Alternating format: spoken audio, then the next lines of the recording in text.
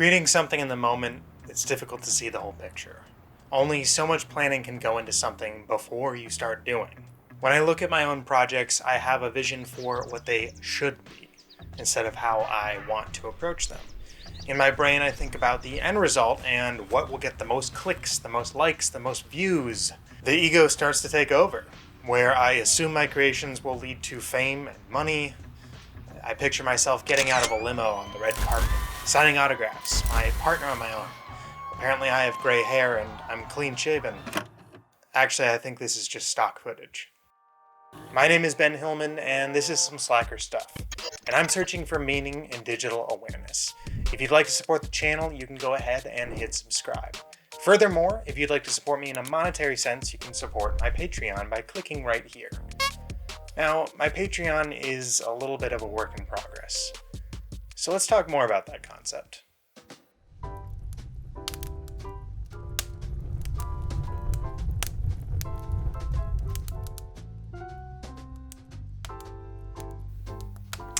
You see, with most creations there is a process, and that process is going to take a certain amount of time depending on the project. Take this scene here, for example. I wanted to look pretentious and fancy, so I spent a lot of time setting up this shot. Was it worth it? Well, I leave that up to you. I can't see shit. Let's take a closer look at the creative process of Ben Hillman and what a typical day in the life of me really looks like. No, this is not another morning routine video. So there's a lot of stuff that I want to work on, and I sometimes feel like there isn't enough time in the day to do it. At all. I feel like I'm inefficient, and each task I want to complete feels like it is eating into the time to do something else. I feel like I don't have a full grasp on complete balance as much as I would like to. There's YouTube, freelance, exercise, life, and sleep. YouTube is any work related to my YouTube channel. Freelance is where I try to pay the bills. Exercise is exercise. Sleep is also obvious, and life is what happens between all of these. It can be anything from eating food, hanging with friends, playing video games. I think you get the picture. And here's how those parts are broken down. Typically, I wake up at 6:30, I'll go for a walk for 30 minutes to get exercise, and then life happens for roughly 90 minutes. From 8:30 to 11, I get some freelance work done. 11 to 1 p.m., I start with YouTube work. 1 to 2:30 p.m. is when I hit the gym. From 2:30 to 3 o'clock, I let a little more life happen. 3 to 5 is freelance time. 5 to 7 is more YouTube time, and I usually take from 7 to 9:30 to wind down and just enjoy my night. I get into bed at 9:30 and watch Netflix until I hopefully fall asleep at 10:30. So, I'm left with 4 hours of YouTube, 4.5 hours of freelance, 2 hours of exercise, 4.5 hours of life, and 9 hours of sleep time. Feels like I should be doing more. I want to be a full-time creator, and right now I can barely scratch together enough continuous time to work on both of them. Sure, I could do fewer things, but I've found that the stuff that I've listed is what I need to do in order to feel happy. So do I just go on feeling defeated? Do I quit? No. There has to be a better way to look at this, so let's take a step back. Let's make pretend that I follow this exact schedule every single day for a month. That would mean that I'd be working on YouTube stuff for 120 hours, freelance stuff for 135 hours, exercise for 60, life for 135, and I'd be sleeping for 270. 120 hours spent on YouTube looks a lot better than 4 hours, doesn't it? That's a 40-hour work week for 3 out of 4 weeks in a month. And if you take into account the amount of time freelancing at any given moment, I'm essentially working 2 different full-time jobs. But of course, a month might not always look like the averages it portrays. Maybe one day I spend 3 hours on YouTube stuff, or 6, or 1, or another 13. I might need a break, and I might spend an entire weekend doing life. It's all gonna vary. The point is to not get lost in the weeds.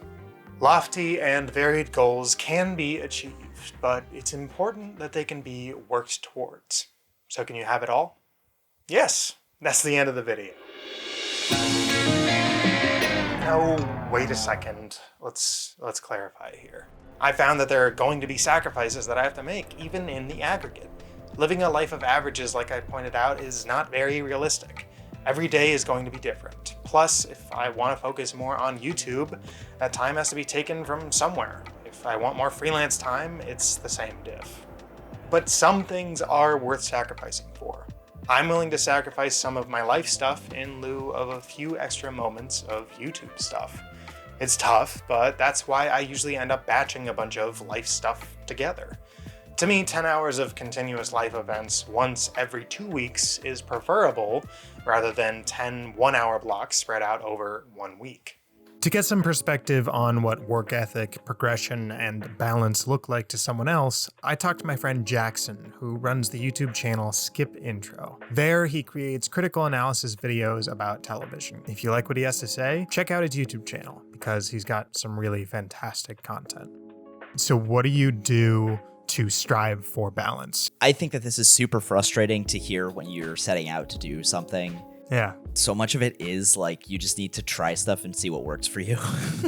On the days that I go to the gym or whatever, I have to walk to the gym, exercise, come back, shower. Maybe that takes like 2.5 hours. And I'm like, wow, that's 2.5 hours out of my day, out of my work day.